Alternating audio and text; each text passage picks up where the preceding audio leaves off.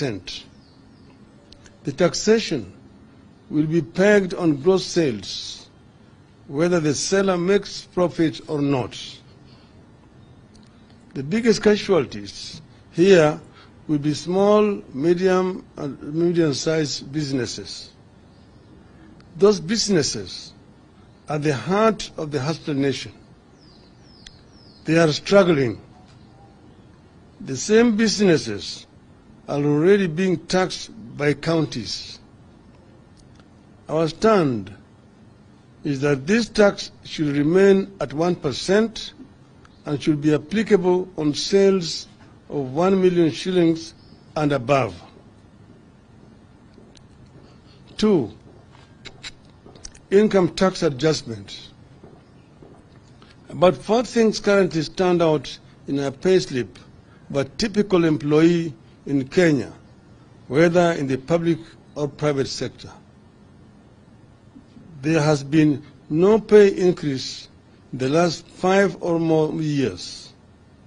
At least a quarter, sometimes up to half of the salary, is consumed by taxes. Much of the salary is consumed by all sorts of loans.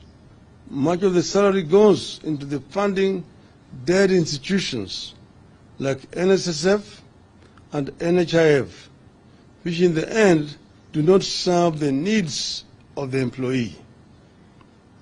Now, unilaterally, Kenya Kwanza wants to raise the taxes from the current 30% to 35% on those earning 500,000 shillings and above.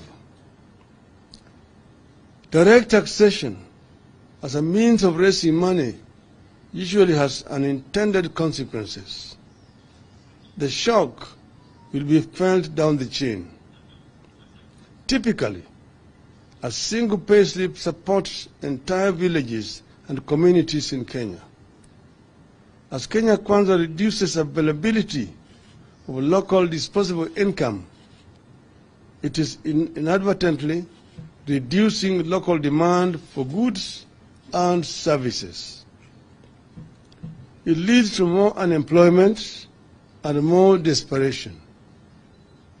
We will be instructing our members of parliament to oppose this bill's proposals. 3, housing fund. Unilaterally, Kenya Kwanza wants to deduct 3% of basic salaries to finance affordable housing scheme. How the regime arrived at 3% and not 1 or 2, nobody knows.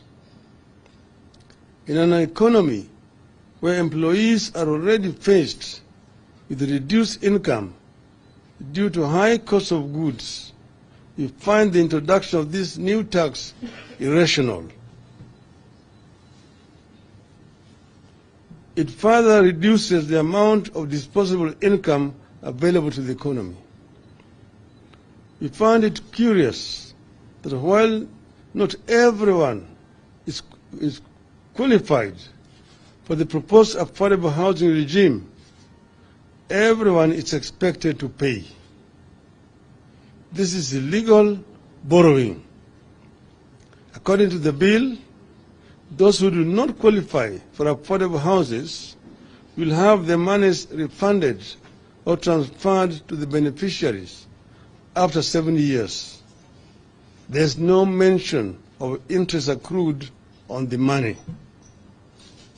You are borrowing money without paying interest. It is not clear why an employee who does not need a house would have his or her money tied up in a housing scheme when he or she would wish to spend it on farming or just feeding the family. There's also no guarantee that the housing scheme will work where schemes like NSSF and NHIF have been crippled by corruption. We need a review. 4, attack on digital economy. after being attacked through turnover tax. The youth who have tried to find themselves jobs by using their creative talents in the digital space are being targeted through digital content monetization. From paying zero tax currently, a creative youth who creates a digital platform or content will now be required to pay 15% tax. As a country, we will be killing innovation and leaving our youth with too few options, if any. We will not support this proposal. 5. Tax Appeals Tribunal. A proposal is being made that in the event of a business or an individual who has a dispute with the Kenya Revenue Authority over tax owed, that individual or company will be required to deposit 20% of the disputed amount with the KRA before the matter can be heard by the Tax Appeals Tribunal.